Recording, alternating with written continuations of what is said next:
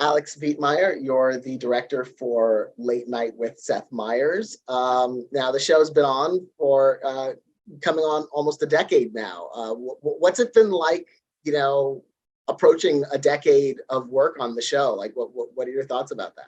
Yeah, it's kind of amazing. And it's something that I know myself and the crew, we talk about a lot as well, just how the show has evolved for us and for Seth over the time period. The biggest change, I suppose, was early on when Seth went from doing a standing monologue to sitting behind the desk. That was about a year in.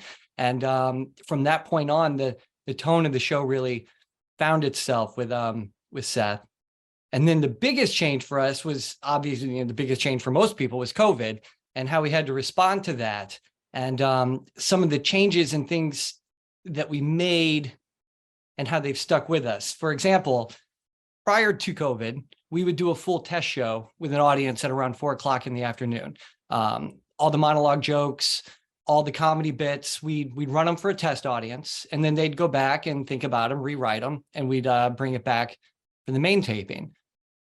Well, with COVID, we started having to tape the show earlier when Seth was in his apartment, because you'd have to send these giant video and media files to editors who'd have to edit it together. So everything took longer.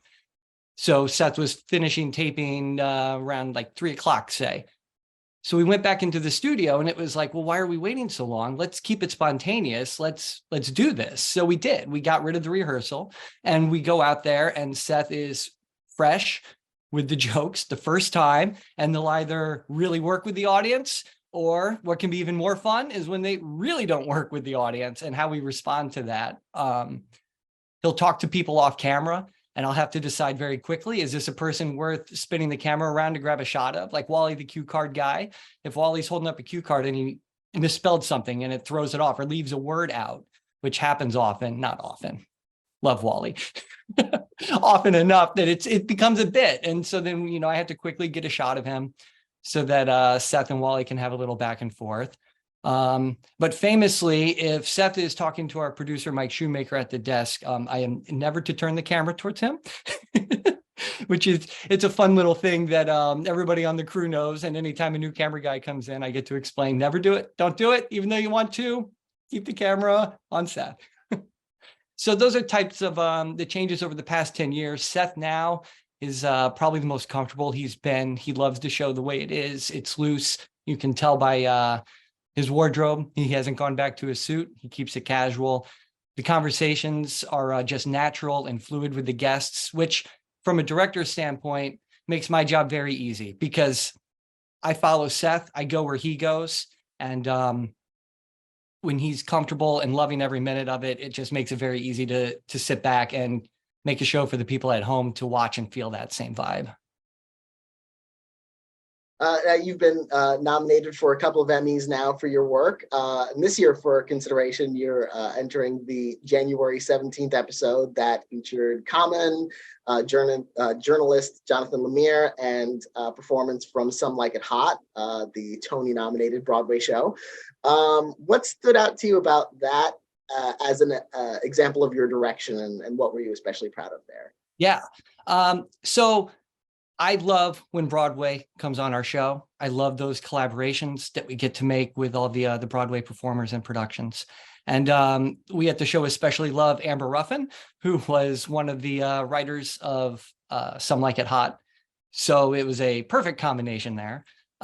Being able to collaborate with the director and choreographer of a Broadway show and be able to take what they do every night on their stage and put it on the television screen and be able to use the camera lens to bring our television audience to see different perspectives and angles is very exciting to me. It's something I really like to do.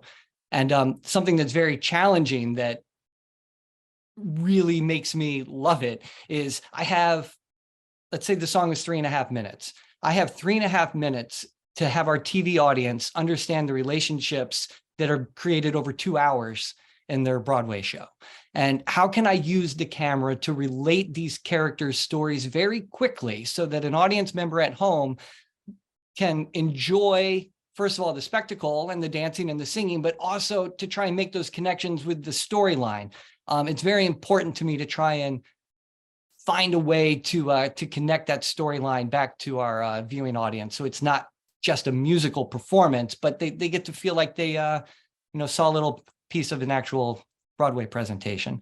So that was one moment in that show. And the other thing I really loved, there's a bit at the beginning called Jokes Seth Can't Tell, which is when we bring out two of our writers, Amber Ruffin and Jenny Hagel. And the whole premise, the setup is Seth is a straight white man. There's a lot of jokes that come across his desk that he can't tell. So he brings out Jenny and Amber to tell the jokes for him. And in the course of telling jokes, there's a certain rhythm that exists with Seth's pacing, with the audience's laughing, and with me trying to feel all of that out and make cuts and graphic changes at the right time. When you put two more comedians up there, it gets even more fun and a little more out of control, because while the jokes are scripted, the reactions aren't. And as I mentioned previously, we don't rehearse these with Seth anymore. So it's all genuine moments, and just being able to capture those and at the right time to get the right laugh is something I really enjoy. And I think that episode specifically calls out all those fun things. And to have gotten those couple of Emmy nominations over the last 2 years, what, especially as the show has developed over multiple years, what did those mean to you, and what do you think about that recognition in general that the show has gotten? I mean, it's exciting. It's obviously one of those things where, when you're not nominated, you're like, oh, it doesn't matter. But then as soon as you get one, you're like, oh, this is really cool. So there's a lot of that emotion, obviously. I think the timing of it just speaks specifically to how the show has really become the best version of itself since the changes we made as a result of COVID and home shows. That timing's not lost on me. And I think it comes through. It starts with Seth and how he feels and how happy he is with the show. And it just translates through everything we do. And you mentioned Jokes Seth Can't Tell, which we see in that episode. What are some other favorite recurring segments on late night that you enjoy, especially as a director? Yes.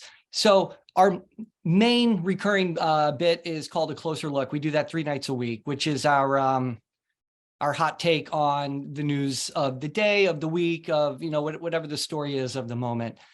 That segment, to me, I'm especially proud of. We've been doing it so long now, it's turned into a machine.